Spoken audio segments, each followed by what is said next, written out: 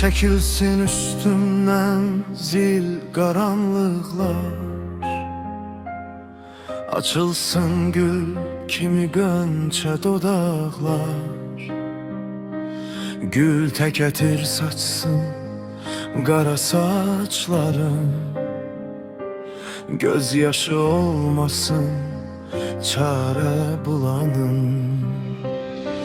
Sensizlik hicrandı bil ki ona da, ürək dözmür adın düşende ya da.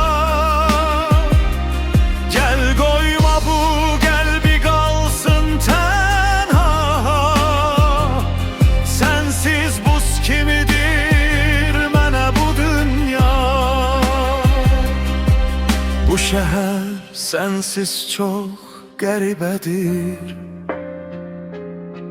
her küçə, her yol mənə kədərdir. Adını pıçıldayar mənə gece küləyi. Sensiz bu həyat necə köhnədir. Sensizlik hicrandı bil ki ona da, ürək dözmür adın düşende ya da. Gel koyma bu kalbi kalsın tenha, sensiz buz kimidir mənə bu dünya. Bir vaxt gül açardı bu viran kalbim,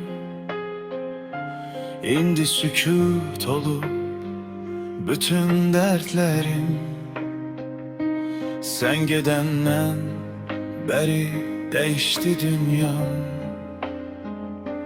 kölgenle danışır her geceleri. Sensizlik hicrandı bil ki ona da, ürək dözmür adın düşende ya da. Gel koyma bu kalbi kalsın tenha, sensiz buz kimidir mənə bu dünya.